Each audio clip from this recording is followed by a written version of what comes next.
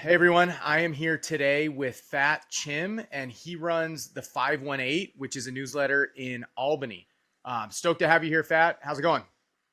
Hey man, I'm super thrilled to be here. Super excited for this conversation. Same. I know you and I have talked before. We're both in Mike's newsletter club, which is great, and we've talked from there. But excited to dig in. I know some things have changed, some of your ideas, your plans, all that stuff. I think you've got a lot of good insights to share with people, and let's do it. So why don't you give everyone just a quick overview of you, maybe your background? You were telling me about Yahoo and journalism. Tell a little Yep. bit about that, and then we can dig into some of the background of the newsletter. Yeah, hi. My background is actually in journalism. I started my career at the Chicago Tribune years ago. And then I transitioned from print media to online media and became an editor at Yahoo in Southern California. And that's where I led a team of editors curating content for the Yahoo homepage, which you might or might not know is one of the largest destinations on the web for content because people come there for the Yahoo Mail, but then they look, they look at all the celebrity news and the sports and personal finance. And so I'm really comfortable with writing. I'm really comfortable with content creation. And I think that has sort of created a competitive advantage for me because as you look at all these other local newsletters that are popping up, most of them are not being done by journalists, which is okay because you don't really need that. But we take that and we have really applied it to our own newsletter. So uh, I cover the Albany capital region, um, and every newsletter that I write, we are out Mondays and Thursdays. Every newsletter I write has a lead story that is an original piece of content that's reported and written by me. And it's usually like a local personality profile or local business or local issue. But what I'm seeing is that people really are hungry for this type of local journalism. You know, across America, we're seeing like local newspapers die off. And so there, things like local news deserts where people literally do not have a local news publication. I mean, we do in Albany. We have a strong local news media market, but people want a lot of local news. They want their local news without crime, without a lot of politics, without a lot of ads, uh, and they want a place where they can look for great events, like a comprehensive event roundup, without being bombarded with advertising. And then I think they get that with our newsletter. We get a lot of feedback about how it's easy to read. It's not full of ads. It's not full of crime. It's not full of politics. Yeah, no, I think you're spot on there for sure. So tell me a little bit, because I think you are a little bit different than the people I've talked to, Yeah. in that because Albany is so much bigger, I think, than where most people are doing these. So what is the Yeah. population that you cover in that area? Yeah. So Albany proper is about 100,000 people.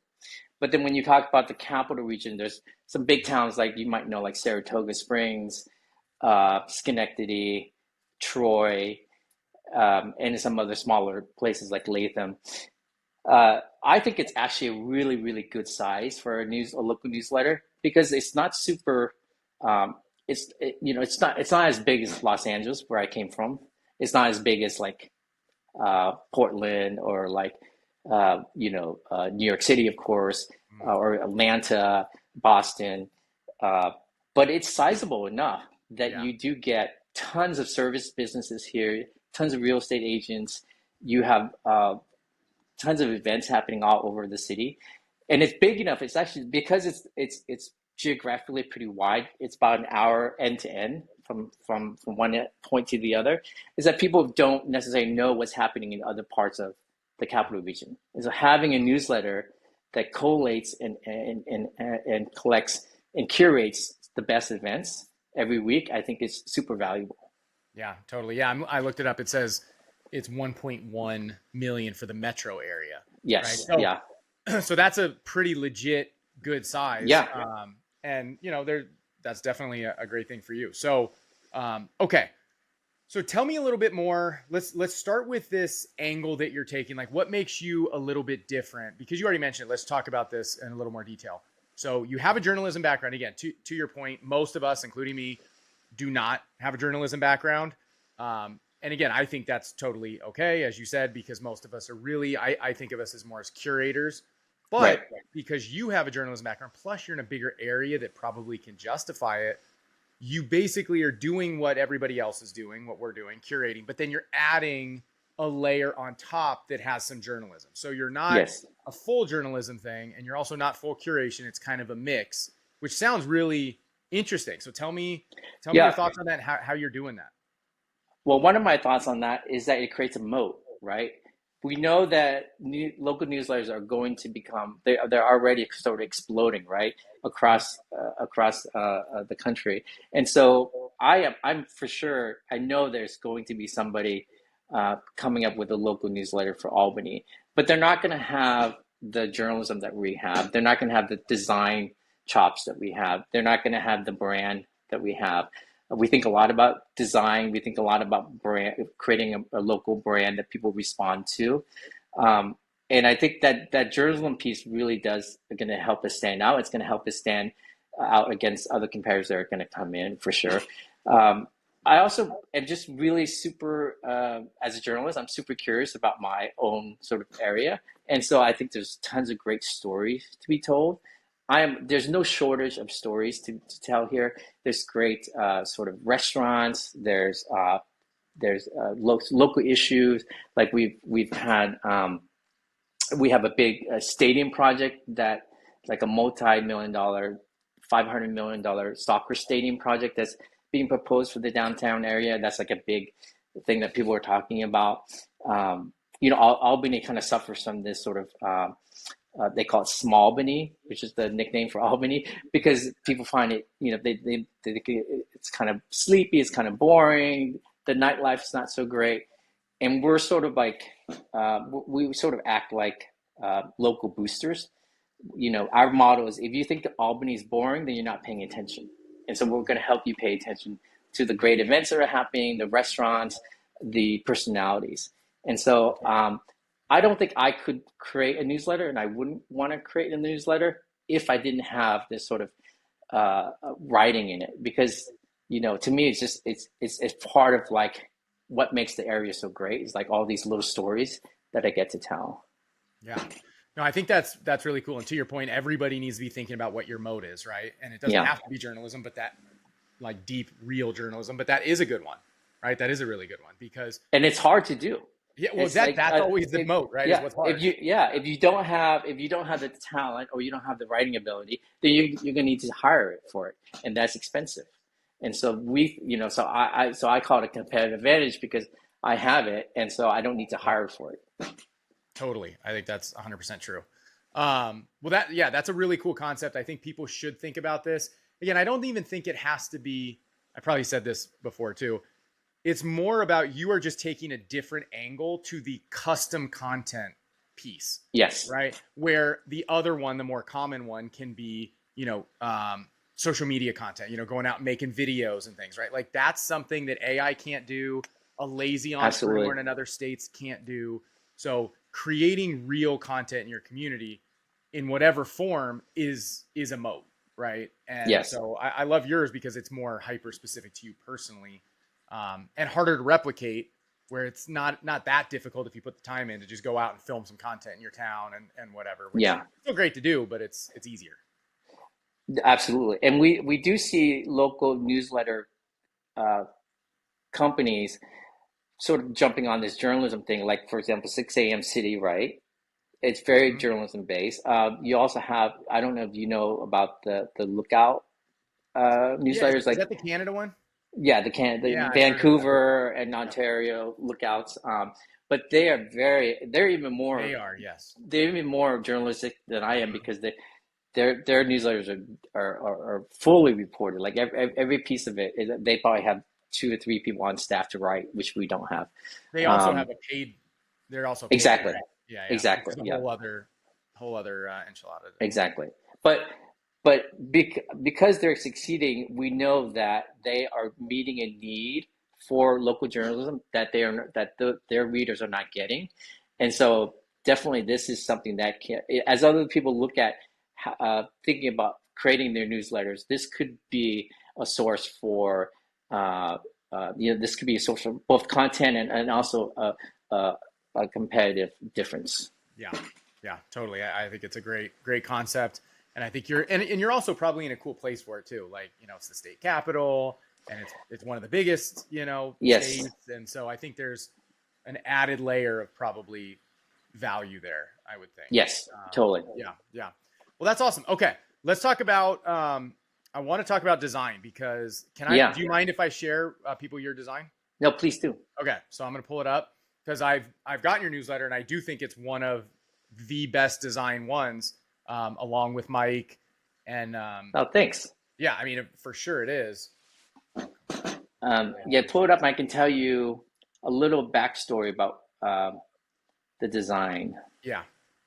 So here it is. So this is the top, and then So, let's see, and then yep. Okay. what are all these? These are highlights. Oh, it's because What do you mean? the yellow. I see yellow highlights here. You see Oh, that? yeah. Why is that happening? Maybe I don't think you did that, right? I did that in my email on accident.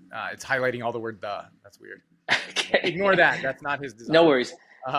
But yeah, you could see your page or your category titles here, which let's see, match really well with, it's the same as your Yes.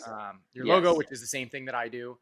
But also I think this just right here, it does remind me of Mike. I know you said you kind of worked with him, right? So why don't you talk about this? Yeah. This. Yeah. So when we're coming on a year, so this is actually a great time to chat with us. We're coming on a year of the newsletter. When we first started, when we first launched, it was very generic. It had for our logo, we had an icon of what we call the egg, which is our most sort of iconic building here in Albany. But it didn't really speak to any sort of brand because that building doesn't belong to us. It's the Performing Arts Center for Albany. So it was kind of a weird, it was just a weird use of the logo. And so I jumped on a call with Mike at the Catskills Crew, which, as we know, I think has probably the best design of any local newsletter I've seen. And we were just kind of shooting around some ideas. And we landed on this idea that Albany is one of the oldest cities in America. I think it's the second oldest incorporated city in America. Has tons of history. It's the state capital. And so we wanted to kind of pull from that. And so so I worked with my wife, who is an artist and a photographer, and who's my partner in this newsletter. And we pulled from we gave it this sort of archival look. So we took these old maps of all. So that's what you see is Albany right there with the Hudson River. And then for the logo, for the mascot, we picked the state animal, which is the beaver, because Albany or New York State had a big beaver trade. And then so we started playing around with that and came up with this idea, this model called this tagline, "The best damn news you can use," because we want and damn is DAM, not DAMN. And we wanted to really kind of clue you in that you were going to get a newsletter that was really useful. It's going to have all the news you can use without the news that you don't want, like tons of crime, again, tons of politics. And then the lettering and all that, it all kind of harkens back to this old New York style. And so I think it all works really well together. I think it totally does. And the background that you see is it's not that white background. It's that nice yellow, kind of beige, archival look to it as well. So I think that when you open it, you already it puts you into this kind of world of the newsletter that's separate from anything else. Yeah, I totally agree. Yeah, just on that point of the having the background be a slightly different color and not just white, because then people get the hang of, because almost all emails are just white, right? So it's that instant branding, and then in your case, it matches your brand, which is really good. And the logo is killer. And then I think what the logo is awesome, but then I think the background image is the map, essentially the old school map, just It's really, really good. And I think branding is easy to kind of think doesn't matter. And in some ways it doesn't matter a ton, but I really think that having a high quality brand, especially since you only have to do it once, and now with tools, with AI, with Canva, like Yeah. put a little effort into it and get, like mine is just a Canva font, but we use some special lines around it. We did some stuff with the color. We did some stuff with the angling. Just nothing crazy. But I feel like yours is obviously much better. But just doing that versus just picking some stock thing, it really has an impact on people, and it's about the professionalism angle, right? Because again, if we know there's going to be more unprofessional newsletters coming in Yep. because of AI, being seen as very professional and having put this real effort into your brand, people just instinctively know this can't just be AI, because AI just can't or wouldn't do this. All the crappy No. ones have crappy logos and crappy brands, and this one's awesome. It must therefore be an awesome newsletter, right? There's that association. I think of it as thoughtfulness. Yeah. Like I you're like that. putting a lot of thought behind the brand. You're putting a lot of thought that what goes into the newsletter, and that makes and people respond to that, right? They go, like you say, they go, obviously you spent a lot of effort on this. That means that you're spending a lot of effort on the curation. It's a worthwhile thing for me to read. Yeah. Yep. 100%. That's exactly how I think about it. And I think more people need to put a little bit of effort in. So again, it's like, you don't need to go hire a designer and spend $5,000 and all No. this, but just spend a couple hours with AI and Canva and come up with something. In my case specifically, and one of the things I would generally urge people to do, I guess it depends on where you are, but it's to at least be maybe a little playful, right? Now, in your Yeah. case, again, you had the history angle, but most people don't have that, right? So for people listening to this, are like, I'm in some random suburb, kind of like me, right? I'm in some random suburb. Like, what's super unique here? Like, well, if there's not really anything, just be potentially a little playful, right? Because if you're trying to separate yourself from the boring, 1990s media company that's still barely hanging around in Yeah. your town, like be more fun, because that's what you're trying to do with the brand. Well, if you are, I guess, Yeah. assuming you're trying to be more fun. I mean, I can tell you this: the minute that we switched from the old branding to the new branding with the beaver mascot, the playful beaver mascot, Mm-hmm. we definitely saw a lift in terms of engagement. Mm-hmm. And we were early on, we were testing meta ads, and we the reason we didn't really go along keep going with it is we basically don't have extra cash lying around just to pump into ads. We can talk about that, but when we started using the beaver mascot and the colors and everything and the branding, we definitely saw a lift, and our cost of acquisition went down. So Mm-hmm. it's not just a nice to have. I think it actually it drives a lot of value and drives a lot of economic sense. Yeah, no, I agree, and especially because it's easy now, right? Like so many things, Easier, yeah. it's easy-ish now to do this stuff. So you're just being lazy or not dedicated if you don't put in Absolutely. some time to It come up with a Yep. decent brand. Yeah. It doesn't take that much effort, like you say. It doesn't take just spend a little bit of time on Canva, maybe play around with Midjourney, uh, Mhm. and you'll come out with something nice. The one thing I would tell people though is to keep it consistent, right? So keep your Oh, fonts totally. consistent and Yep. your colors Yep. consistent. And one of the things that Mike said to me when we were on the Zoom together talking about design, he was like, make it so that when people see one of your graphic elements or one of your, a headline or whatever, they immediately associate that with your brand. Like they know Right. that that's coming from you, even if it doesn't say your name in it. I think that's so true. And again, he's obviously the master at that, of these images where they can be a completely different image, yet it's his Exactly. because it has that exact same styling, right? And I Exactly. do totally agree. But even at a simple scale, you don't have to go as far as he does. Use the same font like you just did. Both of us do this. Your category titles, make them the same font as your brand, right? So then Yes. as they're reading it, they're still feeling that branding, even as And they're and typing on and on social, we do the same thing. We use the same font. it. Mm-hmm. We use the beaver a lot, and so Yep. it creates this brand that goes across your different platforms. Yeah, I love it. I love it. All right, so you just mentioned it. The next thing I want to chat about, because you definitely are doing something different than most, Yes. and a little unconventional, but still awesome. So talk about acquisition strategy. You already mentioned it. So you've done very little Facebook ads. You're at 2,300. Is that right? We're at 2,300. 2,300 in a We're, year. we're, we're coming on a year. We are going to start with ads. Okay. The reason we didn't pour on the ads like a lot of people have is that we simply didn't have extra cash flow lying around. Mhm. We have a full time, and this is something I want to talk about too. Is we have a full time boutique marketing firm. It's called Storycraft, and we're actually transplants from Los Angeles. We moved to Albany 3 years ago. And the reason we started the newsletter is we couldn't find a great place to find events and local Mhm. news coverage. And so we started our own thing. But we run this marketing agency. That's where we get most of our income. Um, and and so we're focused on that. We don't necessarily need we don't need the newsletter as our full income. So that Yeah, yeah. gives us the luxury to say we're going to do this slowly. But I do think one of the advantages is that it forces you to think about the content. It forces you to think about the audience without like a huge spike in growth where that's all you're thinking about, and you're not necessarily thinking about putting out a high quality newsletter, which we do. So that we really we're really, again, being really thoughtful about the content, about the audience, and not having a huge growth. I think allows us to do that. We've actually grown a lot through Reddit, and we can talk about this because I'm a Yeah. huge Reddit person. Okay. I would say our first 500 to 600, 800 users came organically from Reddit.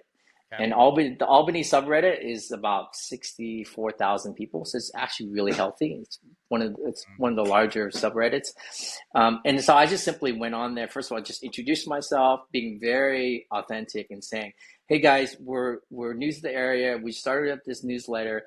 We'd love it for you to check it out and subscribe if you like what you see." Not being spammy, just being very authentic. And then I'm consistently showing up in Reddit. So not necessarily about the newsletter, but about local issues. Mhm. Or if we wrote about something that people are talking about on Reddit, I can say, hey guys, I just wrote about this, or we just interviewed so and so about this very issue. And so again, it's as you know, if you've been on Reddit, people are very allergic to anything that smells like marketing in there, right? They don't want you to spam them, and so everything you do has to be organic. And the moderator is actually because I was providing a lot of value. They actually put my newsletter in the rail. I don't know if you know what that means, but Is in that the just the right right rail. hand side? Yeah, the right hand side, Okay. so that everyone. It doesn't show up in every design of Reddit, um, but it's basically like, here's what you need to know about Albany, and our newsletter is one of those that they highlighted. Wow. Yeah, And that's yeah, and the other thing is that because I didn't want to kind of run into moderator issues on Reddit. About 6 months ago, we created our own Reddit subreddit mhm. or sub, um, and we call it the 518 events, and it's all about events around the capital region. But because we create every Thursday we do a roundup of the best events, I post that in that subreddit, and at the top I say, "Hey, if you want this straight to your inbox every week, subscribe here." Because I'm the moderator, I can do that. Yeah, yeah, yeah. So, So, and so we've grown that to about 2,000 oh, okay, nice. followers. So I was gonna say, So, yeah, because I've heard this idea. Maybe it was you in the group was talking yeah, about, because a lot of us have had bad experiences with Reddit. yeah, So a lot of people just kind of bail on it. And I think you had said, or somebody, about starting your own. that was And me. I Yeah, think it was a you. Yeah, it's a really cool yeah, idea. Again, probably wouldn't work for most people because of the size. Size. Like in my case, I don't think there's enough population yeah, probably to make that worth it. But again, you're in a better spot for that. So yeah, because now you're the moderator, you get to control. It's basically like a exactly, Facebook group. Like you have your own Facebook exactly, group, but on Reddit, which is really cool. But exactly. again, it's getting people there that's potentially the hard part, right? So how did 2,000 people find it? Because that does sound pretty awesome. So right. So we talked about it in the main sub, the main Albany sub, which is again 64,000, really big. How big is it? Is it in you're in San Leandro, right? So in my area, again, the problem with these like small suburban cities that all kind of collate, each one has like 10,000 people Okay. in these Facebook groups, and there's It's three of them. that's sizable, but not Not, and huge, they're right? not super active. I mean, they're active technically, but not that much. Yeah, our subreddit is really active. It's big and it's really active, and so just being in there and posting about just commenting on other people's threads, not even putting my own thread, and then dropping a link here and there, not being spammy again.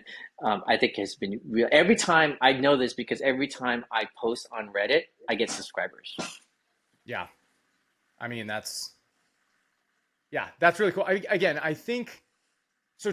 So let's talk about what exactly you're posting. So you're saying you would share events. Is that basically all you did there to get, because you got 2,300 without ads, or most of that without ads. Yep. Um, what specifically did you do? So you shared events in Reddit. What else did you do? You mean to grow to 2,300? Yeah. Yep. Uh, How do people uh, find you to grow that way? we're To see more events. we're we are very active on social, so Okay. that's another channel for us. And I know that some people are I know that you spend less time on social. For me, it's I think it's as important, in some ways even more important than subscribers, because again, local businesses, a lot of them do not understand what a newsletter is. So they think a newsletter is something that you print and you leave on someone's doorstep, like back in, like, I don't know, 40 years ago or something like that. They do not understand what a digital, mobile first, email first newsletter looks like today. And so they are much more focused on like a vanity metric, like how big is your Instagram, how big is your Facebook. And so having that is super important. And so from the get-go, we really focus on growing the Instagram. But again, it's been organic, and so it's been not like super. No, we don't have like 10,000 people. We're actually approaching about 5,000 on Instagram. Uh, we've got that Reddit channel, which we consider as another social channel. We have Facebook, and so all of that together has gone as close to just under 10,000. Got But it. I think of the social following as just as important. It's crucial as the subscriber count, and it's easier for businesses to understand. And so we're Right. spending a lot of time doing that. We have not been focused on doing reels, just because of the manpower. I think it takes a lot of time to do it. Yeah. Um, I know that Jazz at in Winnipeg, he's like a master at this. He does it really well.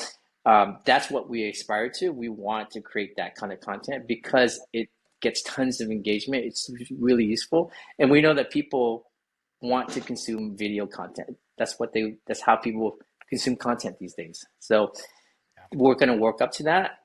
But I really wanted to get to 10,000 by the end of the year. I wanted to get to 10,000 subscribers by the end of the year. And so I think that those numbers, 20,000, 10, 10K, it's going to open a lot of doors for us. We actually, just this month, we got biggest advertiser checks. Oh, Uh, nice. yeah, uh, we had we have a local alcohol brand. It's called New Scotland Spirits, and they're coming in as a lead sponsor. Um, we are sponsoring. We are working with a concert promoter to. They have this big, really interesting, unique sort of rock concert. They're holding at one of our big venues, and we're working with them to promote their event in May. And so those two came in as lead sponsors, with pretty big checks for us. So Really? we just started doing that. That's awesome. Tell me, how did those come about? Were they Yeah, inbound, or did you go find them? yep. Um, they were both relationships, really. Okay. Nice. It was really like getting to it. This actually took months and months. It was not something that was like Hmm. I went up to them, the alcohol brand, just started getting to know them, going to their events. They have a tasting room here in Albany. Going to their tasting room, talking to their to the owners. They have a couple partners, having drinks with them, and just slowly talking about the newsletter. And they understand social because actually they have a pretty big social following, so they understand the power of having an audience. Um, and then we propose this thing where they would sponsor. They would take a sponsorship out of in the newsletter. We would write a couple of stories about their uh, new products that they're coming out and some of their events. The concert promoter, I actually that one was inbound. That one was inbound. That one was somebody who said, "Oh, I found your newsletter. I don't know how they found it. Super interesting newsletter. We have this big concert coming to town at the Egg, which is our big performing arts center. Anyone who's in the Albany area knows what the Egg is like. It's this huge, quirky looking brutalist building.